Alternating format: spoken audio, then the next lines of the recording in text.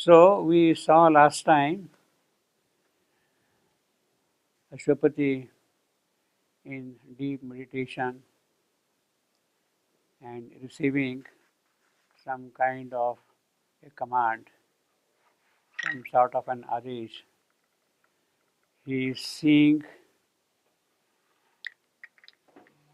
the possibility of things moving forward when his daughter has now matured up to a proper age, that things can start happening now quickly. And some other things which he hears in the trance, in that meditation, in that contemplation of his, are the indication of what has to follow.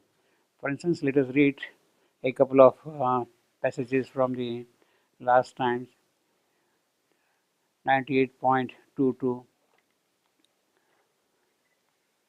He has lost the inner voice that led his thoughts. Now, this he is man, man who loves ignorance, who is in love with pain. A spell is laid upon his glorious strength. He is not really able to use his own strength fully, properly, in the right direction.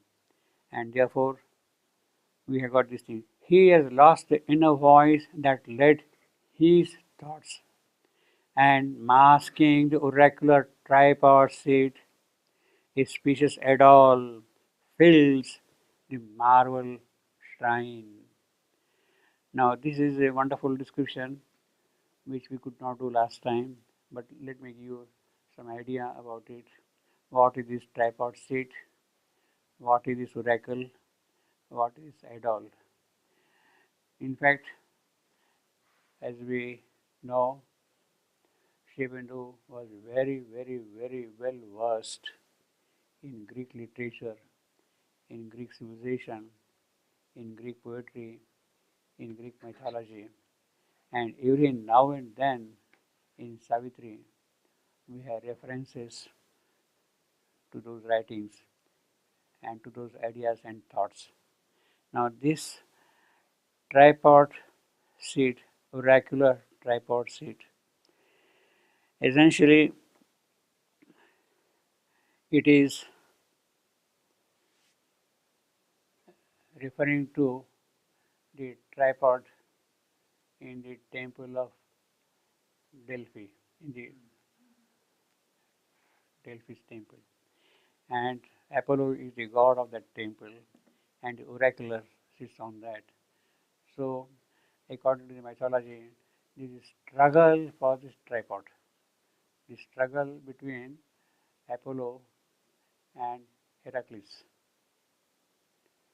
Heracles had completed all his 12 labors, difficult labors, and all that, and he wanted to marry a particular princess and all that, and then ultimately he lands up into the shrine of Delphi there, and there he wants to carry away the tripod to fulfill something else, and there he meets the resistance from god Apollo. Obviously, they're fighting, and there are, of course, very beautiful vases with the depiction of the story, the Greek vases, as old as 2500 years at least. And it is a reference to that oracular tripod seat, oracular Pythia. She is the priestess or the goddess of that particular thing who gives oracles there. And she always gave generally very clear uh, statements, generally very clear statements, but at times they could be interpreted in two ways depending upon how you look at them. So they were very confusing also. One of the famous examples is about the war between the Greeks and Darius, King Darius. And then when somebody approached the oracle there, she said, the Greeks, the Persians will defeat.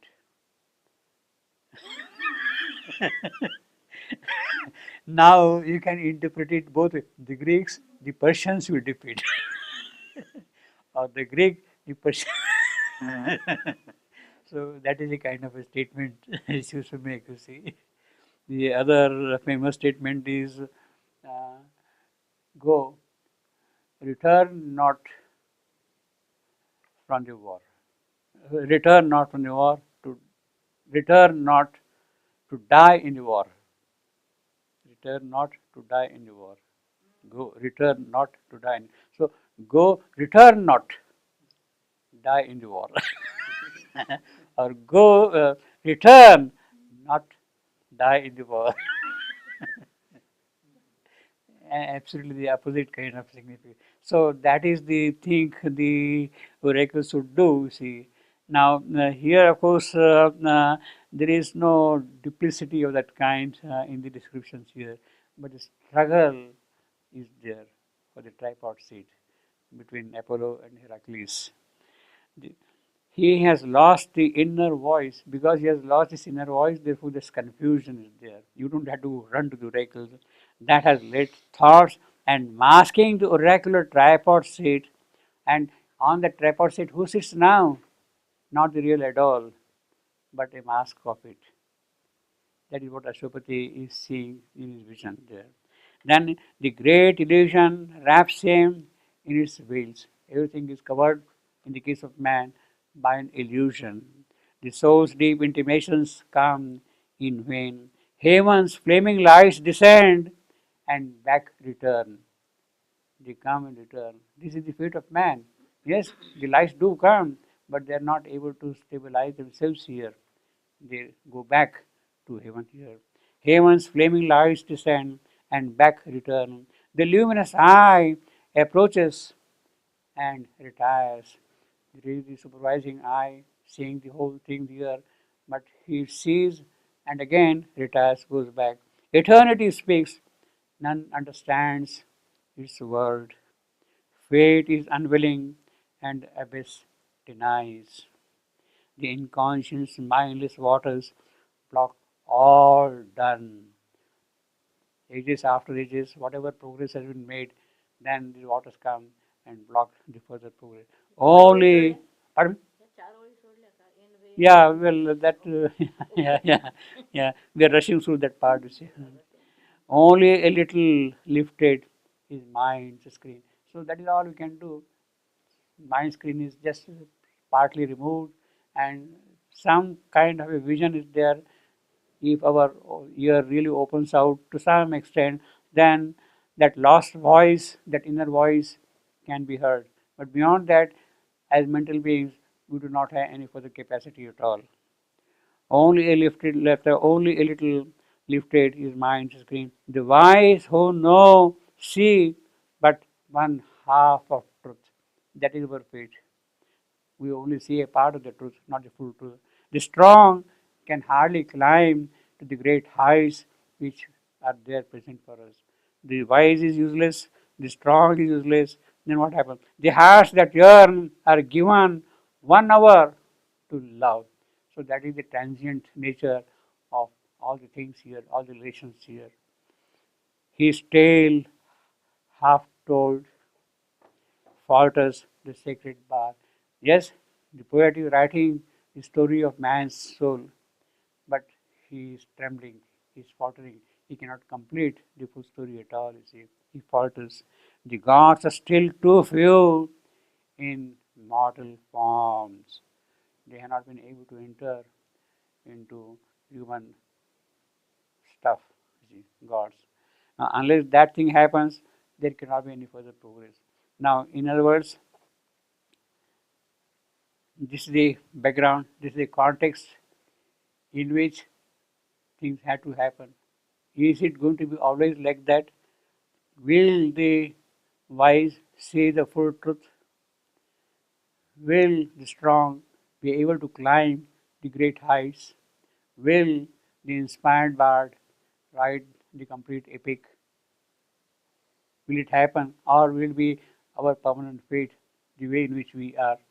That is the question which is being posed here. The voice withdrew into his hidden skies. So Ashwapati, in the trance, he's seeing all these things, he's hearing these questions, and then in answer to that, but like a shining answer from the gods, approach through sunbright spaces, Savitri. Yes, the answer to all these questions which are here. She is the answer. She has come now. From where? From sun-bright spaces, from the world of light, from the supramental regions. She has come here. She will answer all these questions. She is the one who will give to the wise the full truth. She is the one who will make the strong to climb the full height. All those things will happen. She is the answer. The voice withdrew into its hidden sky, but like a shining answer from the gods, approached through sunbright spaces, advancing amid tall, heaven pillaring trees, apparel in a flickering, colored robe. That is the princess's dress, beautiful apparel, shining, lustrous. She seemed burning towards the eternal realm. She has taken a human birth, but she is a flame climbing up to the realms of the eternal. She is seen burning towards the eternal realm, a bright moved torch of incense and of flame. She is a torch, she is a flame, and incense rising up like that. That from the sky roofed temple soil of earth, a pilgrim hand lifts in an invisible shrine. That is what the devotee will do. He will raise the flame, and Savitri is that flame rising from earth to the skies to heaven. But like a shining answer from the God, approach through sunbright spaces, Savitri. Now, there is a very beautiful description, as I told you earlier, of this particular scene. Savitri approaches here. Suddenly, she presents herself to her father. In Mahabharata story, Vyasa story of Savitri, when Savitri has grown up fully on one particular auspicious occasion, she performs a special kind of religious ceremony on the full moon. In fact, today is the full moon and the biggest full moon of the year. And today is also, according to our traditions, the day full moon on which Satyavan had died. And he was revived, so to say, on this particular day by Savitri. It happened in this month, in June, full moon, according to the tradition. June, roughly about this time, Jeshta, as we call it, the beginning of the ready season. You see. Tomorrow is the day. Huh? 23rd is the day. Today, yeah, yeah. Yeah. And then it is on this, and she sits under the banyan tree, what banyan tree, huge big tree, and then the death occurs there, and then she follows Yama and claims him back and all that. All that thing happened on this particular day, you see, on this tradition. So anyway, before that, I mean, when Savitri has grown into full youth, uh, she does on a full moon day a certain type of a puja, religious rites and things like that, what we call parvani in the Sanskrit word. And uh, in the chanting and homa and all those things are then fire worship, that sort of a thing. And after the whole thing is over, she takes some fruits and some prasad, sweets, and offers them to her father. She goes to the palace after the puja is over, and then she presents herself to the father. She goes around him and then gives these things to him, to her father, according to the Savitri story. And there, at that time, as if her father recognizes that, oh, this girl has become now of a marriageable age, and something has got to be done. And then he tells her that, look, as nobody has come forward to claim your hand, you are now absolutely free to search your own life's partner, your own mate. You go around and find out somebody who is suitable, who is worthy of you. It tells what kind of a person He should be in all that. He should be worthy of you. And then we shall arrange the marriage, etc., etc. Now, that is how Savitri is presented by Vyasa to her father. Here, the description is Ashwapati is seeing a problem in the creation. We are only with half wisdom, with feeble strength. We don't have all the full capabilities, and there has to be an answer for those things. There has to be reachfulness. And in answer to that inner query of his, presents Savitri. And then he tells Savitri, Savitri, look, now in order to fulfill this, that the world is like this, like this, like this, you have to come forward and do something, find a proper mate by which all these problems can be solved. So that is the kind of a storyline which is developed here, you see.